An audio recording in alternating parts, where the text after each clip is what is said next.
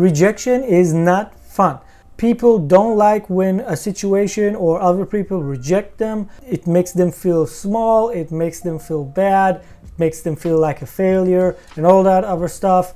And on today's video, I want to talk about how to deal with rejection in a positive way and how to use it for growth. So before we dive into how to deal with rejection in a positive way, let's first talk a little bit about what is rejection, right? If we want to put it lightly, rejection is when you don't get what you want. A most obvious example I can think of right now, more in a personal way, but still everyone can relate with that, is that when you have a crush on a girl or when you fall in love with a girl or a guy, and finally after you build up the courage to reveal your emotions to that girl or guy, they reject you, they say they don't feel the same way. It stings, everyone knows that. I've been there myself. Another good example is more business-like, more of a corporate thing. When you apply for your dream job, you worked hard, you feel you deserve it, you feel you killed that interview, you feel like it went really well, and they reject you. They say, I'm sorry, we're going to go with someone else. It stings. You feel like such a failure after all your work you did. Again, trust me, I've been there as well. That is two kinds of rejection, one in more personal life and the other more in the business world. Another quick example is that you start your own business and you have a great product, you believe you have a great product and you want to sell it to other businesses. You start approaching, you start pitching other companies and small businesses in your area or niche. Obviously, when you try to sell something, you get rejected a lot. Most sales people will tell you rejection is part of the game. How you deal with that rejection reflects a lot on you and on your business. So we're going to talk about it right now. So this is how most people react when faced with rejection. Usually rejection goes through 3 phases, and we're going to talk about it right now. So number 1, sadness. Most people, when they get rejected, the first thing that they go through when they feel sad. Number 2, anger. After they've been sad for a while, they get mad. They feel like, wow, I don't deserve this. How dare he or how dare she? And number 3, acceptance.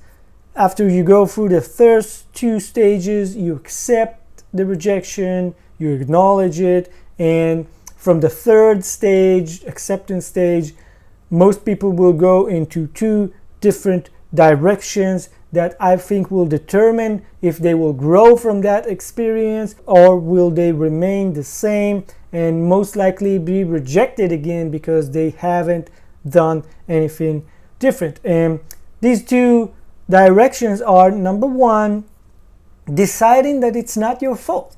Right? A lot of people will say, that's not my fault. They didn't hire me for the job because they suck. They're a bad company to work with. I don't really want to work there anyway. Or, that girl is not worth my time.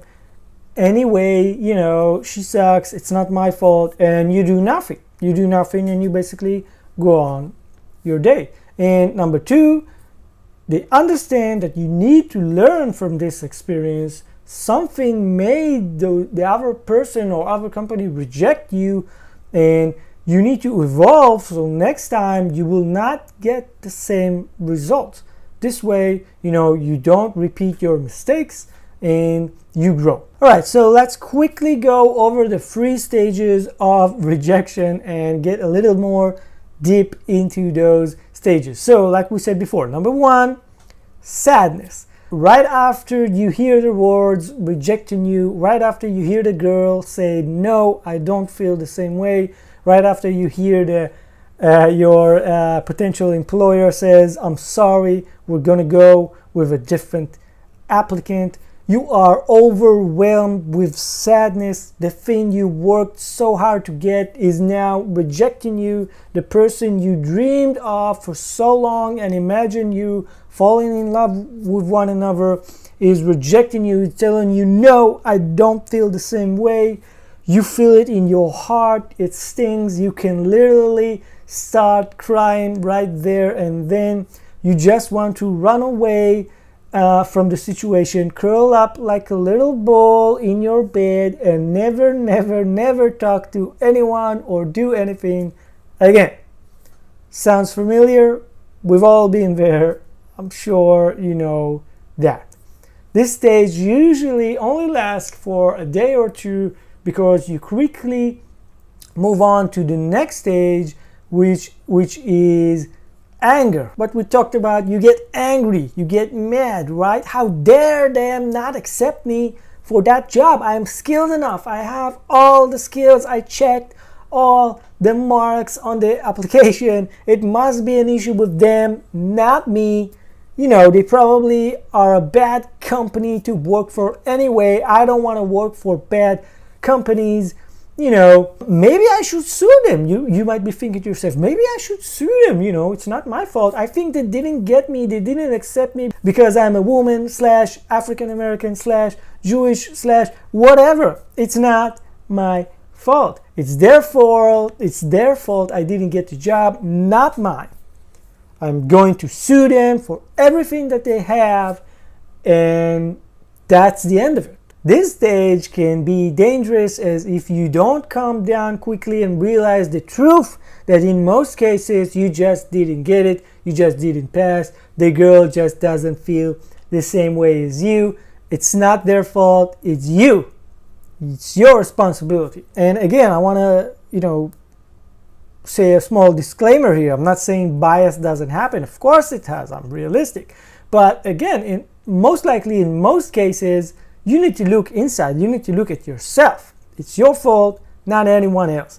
If you keep fueling your anger and you don't have any responsible friends or family members that will calm you down, you will enter a new and dangerous territory of lawsuits that will probably cost you more money and time than what you already have and distract you from the most important thing, which is looking for another job or trying to meet new girls or trying to land new clients and improving yourself.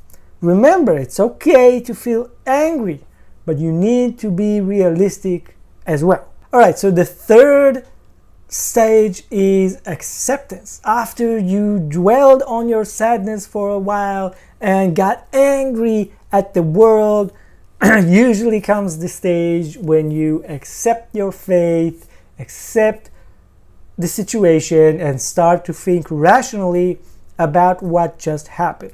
This can go into two different directions, okay? Either you decide, again, it's not your fault, it wasn't my fault, it's not my fault, I didn't get the job, it's not my fault, the girl doesn't love me, it's not my fault, clients don't want to buy my product or service. You say to yourself things like, okay, things happen, not my fault, let's move on. Or maybe probably just drop the position altogether. Again, it's not my fault. And you move on with your day, changing and learning nothing from this situation and experience until most likely it happens again in a similar situation and rejection comes and so forth, so on. The other way it could go, all right, is that you calm down. You calm down. And you start to think about things that happened during the interview that you might have actually done wrong. You start to analyze the events that took place in your conversation with the person you fell in love with, and start to realize maybe you're not a good fit. Maybe there are some things that she doesn't really love about you, even though you think she does. You start analyzing your pitch and sales calls and realize, wait, something is not right here. The point is, you start noticing those small things that you could do to improve yourself, so when next time when facing a similar situation, you increase your chances of getting the girl, getting the job, or getting the client. My point is that from every situation, especially failure or rejections or hardships, there is an opportunity to learn and improve. And the people that can rationally and calmly analyze the situation and learn from it and improve will most likely succeed next time when facing a similar situation. That is just truth. So here are a few tips that I believe will help you deal with rejection in a much more positive and better way. So number one, when you first get the rejection, calm the blip down. Breathe, don't let yourself go off the rails and start feeling overly emotional. Just breathe.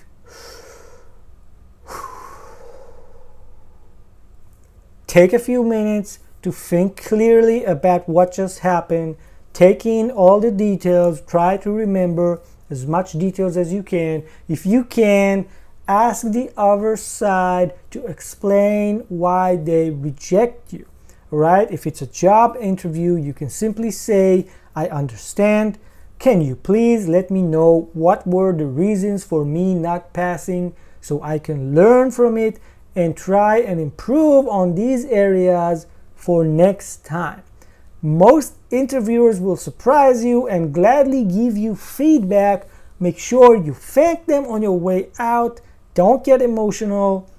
Just be polite and take in what they have to say. If it's rejection from a girl or a guy, you can ask the same question, obviously change a little bit of the words for it to make sense in the situation. But listen to what they have to say. Maybe you will learn new things about yourself that you did not notice before ever. From every bad situation you can learn. Maybe it's really not related to you, but you will never know if you don't ask. All right, number two, write the reasons down after you are alone and away from the situation. This is a little trick I learned a while ago. Writing the reasons and facts from the situation down on a piece of paper will help you get a bird's eye view of the situation, of the event, and judge it from a different perspective. When you look at the paper and read what happened, you might notice things that you didn't while you were physically in the situation. This gives you a great outlook on the situation that, a different perspective, like a different camera angle that you couldn't even imagine while the situation happened. All right, number three, don't repeat your mistakes. Just don't. Once you figure out the things that you can do better, don't repeat the same mistakes over and over again. This sounds easy on paper, but in reality, most people don't change, even if they know they should.